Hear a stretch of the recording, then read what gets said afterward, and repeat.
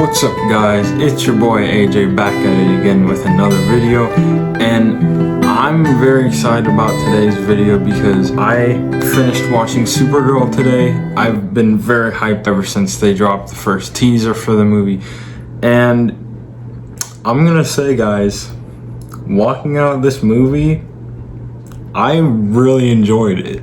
I really did, and in my opinion, yeah, I know there's gonna be a lot of haters out there, but I thought it was better than Superman in my opinion. Huh? I know all you guys, you're all about to be like, Superman was better. It was even cooler than Supergirl. I don't know what you're on. but listen, there are reasons why this movie was awesome, and I'll give you my reasoning on why I thought there were some parts in this movie that I thought could have been done better. Now obviously I'm not gonna say too much stuff because I want to save some of my other thoughts for my spoiler review of Supergirl. So this will be a spoiler free review.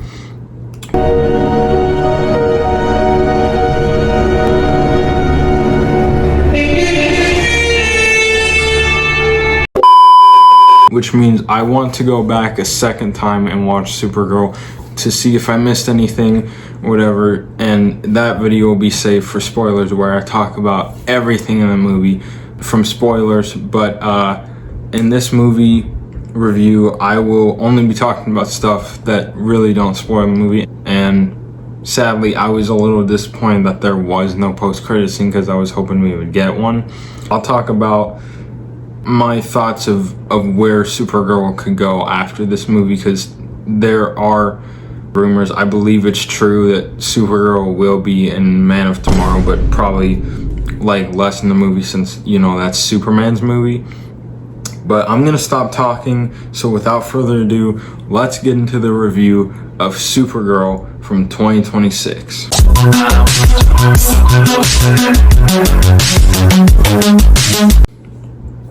Okay, so first off, Kara's backstory. Now, a lot of people know the story of Kara's backstory, but I think it was done differently in this movie just because Supergirl, this movie, it was based off of the comic Supergirl Woman of Tomorrow, and that was the original title of this movie, but I have no idea why they decided to change it just to Supergirl, because they did the same thing with Superman where that movie was going to be called Man of Tomorrow, I believe, but they just changed it to Superman. But anyways, I think Kara's backstory was done very well. They dragged on the movie a little bit because, yeah, the pacing was good, but there were some moments in this movie where I'm like, the pacing could have been better. You probably could have made the movie like 2 hours just to like flesh out the story more, especially for Kara's backstory. Now don't get me wrong, I really love the way they did Kara's backstory in this movie, but it's just there were some moments where I'm like, I wish you could have like fleshed that out more. Now here's what I'm talking about. For Kara's backstory, you know, as me, I've never read the comic for Woman of Tomorrow, but I do know this, that Kara, she's kind of like a drunk 23-year-old in this movie. She turns 23 in this film, and she uses that time to herself to be drunk and go party on other planets with red suns, and that's kind of her happy place. And usually that's not a very good idea for somebody who's drunk, but that's just Kara. But anyways, like with Kara, you know, she parties on red suns because that was kind of the way she kind of copes with the loss of her planet Krypton. And of course we know Superman was from that planet as well, but you know, because this is Supergirl's movie, we only get a bit of Superman, and I'll talk about more about that later in this video, like closer to the middle / end of this video. But anyways, like Kara, she was kind of forced to leave her home because it was going down in destruction. As we know, that's pretty much the plot for the Superman / like super story of Superman and Kara. But it's different for Kara, because for Kara, she was sent to Earth but it was done in a different way where she was sent there like years after Superman because she was sent to the Phantom Zone. Now, I think they did it different in this movie because, again, like I told you, I have not read the Woman of Tomorrow comic, but I do plan on buying it soon. But with Kara, she is already an adult by the time she gets to Earth with Clark.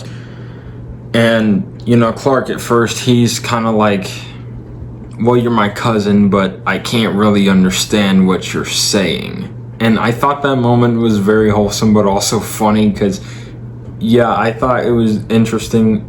That was the way Kara was, because I found out too, I did my research, that Millie Alcock, who plays Supergirl in this movie, she had to learn a few different languages just to sound Kryptonian for this movie as their own language. But I think it was nice they still gave us subtitles when she was speaking Kryptonian during her backstory with Superman. That was just a great moment to see with her backstory and all that.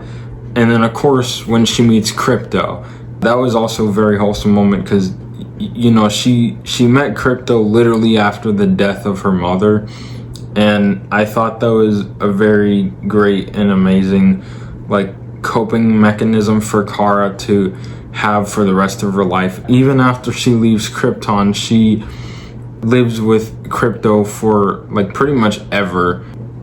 It's just nice to see Crypto have that moment with Kara where he kind of grows a huge bond with Kara, where that's her dog from when she's on Krypton to leaving all the way to Earth. Now, moving on, I think Ruthie's relationship with Kara in this film was also very nice because, in a way, Ruthie and Kara kind of share the same coping mechanism in a way, except the only two differences with Ruthie is she didn't grow up with a dog, and she kind of lost her parents. But I guess so that's technically one coping mechanism because Kara also lost her parents the day she left Krypton. We do not care. But I think it was really awesome to see that bond between Ruthie and Kara, because with Ruthie and Kara, they kind of shared a bond in this movie that felt like I'm your, like, non-biological sister. And it was cool to see that at the beginning of the movie, like I said, pacing was a little off, but once it got to the part where Ruthie, like, tried finding somebody with a certain unique set of skills to help her find Creme of the Yellow Hills to get revenge for her parents' death. Because if you don't know, in this movie, Ruthie's parents, they literally die at the beginning of the film, and it is a very heartbreaking loss for her because, you know, you think about it and it does become pretty painful when somebody loses someone. So seeing that part, I did connect with it. Hey, Editing Austin here. So I just realized that was pretty much a spoiler for the movie, so I'm sorry, but seriously, real spoilers will be coming for Supergirl, like, within the next couple days or so is what I want to do for my spoiler review. So, back to the video.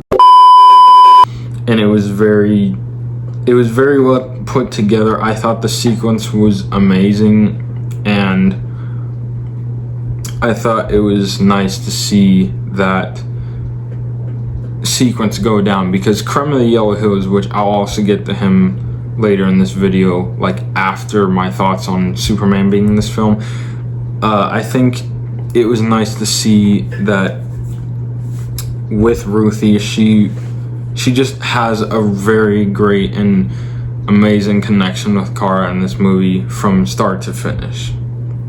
Okay, so who is Lobo? First off, I just want to thank Jason Momoa for doing an incredibly outstanding job for playing Lobo, because I haven't known who Lobo is until this movie, but his performance in this movie gives off a very eerie, dark kind of dystopian type villain. And yeah, it feels like he's a villain a little bit, but he definitely feels like a hero some moments in this movie too, like when he goes to save Kara. It's it's cool we get to see that kind of like team up moment with the two, because they're two totally different people. Jason Momoa's character Lowell, he's kind of like a hero but also a villain, and Kara's just a hero. But again, saying like with Kara, she has a personality in this film that we can see is completely different from Clark's personality, aka Superman, and it's nice to see that shines throughout the movie. And it was really cool to see that version of Kara in this film that we see, and it's definitely different from other iterations of Supergirl I've seen, because it's definitely nothing like the Supergirl TV show, and it's definitely nothing like that Supergirl film, if you know what I mean. Moving on to Superman, because I did talk about during the beginning of this video, I was going to talk about what his purpose is in the Supergirl film. So, you know, Superman, he's kind of in this movie because Supergirl, this movie, it takes place after the events of the 2025 Superman. But Clark's purpose in this movie is kind of just to help Kara not just cope with what happened on Krypton, but to help her, like, you know, find her people and help her do what she's supposed to, and just like not live like a human. I mean, kind of live like a human, but like just try and find her place on Earth like Clark did. Because with Clark, like I said, Supergirl and Superman, they're two different people. Superman is bright and stuff, and he loves to help, but Kara, she's kind of just the laid back, chilled, I'll help if I see somebody in danger, but like it's not really my problem because I don't know them kind of person. And that's why I love Supergirl in this film, because she has that kind of personality where she's like, I'm a very laid back and chill type ish teen, even though she's 23 in this film. But I think that that's showing how much Supergirl has an impact of fans of the DC Comics, or just fans of Supergirl in general. And by the way, you could tell I'm a very big fan of this Supergirl movie, because this is my first popcorn bucket. It should have been me, not him. It's not fair. So I wanted to get it because I'm like, this movie is so good. This movie is so good. I wanted to give myself a chance to finally get a popcorn bucket, and so there's my first one there. And I'm hoping to sooner or later I can get my hands on the Funko Pops for Supergirl, because there are a few that I want to get. But aside from that, I'd like to now talk about Crumb of the Yellow Hills. Now, who is this guy? Well, from the looks of the trailer, if you've seen it or if you haven't and you've just seen the movie itself, you know that Crumb of the Yellow Hills, he's a very like dark and non-forgiving person, because he just, like I said, he obliterates Ruthie's parents at the beginning of this movie. And it just goes to show you that Crumb, he very much has a personality of like black-hearted evil, and not very much a loving personality. It very much shows it throughout the entire film, especially from the second to third act. And it was cool to see that we got kind of a non-knowing villain in this film. Now, I do know from the Woman of Tomorrow comics is that his design kind of got changed, because from what I know with the Supergirl Woman of Tomorrow comic is he had a whole different look in the comic, but they changed him to have like piercings on his face and a ponytail, and I don't believe there was a ponytail on him in the comics. But that's all I know about Crumb of the Yellow Hills. Other than that, I don't know anything about him until I watched this movie.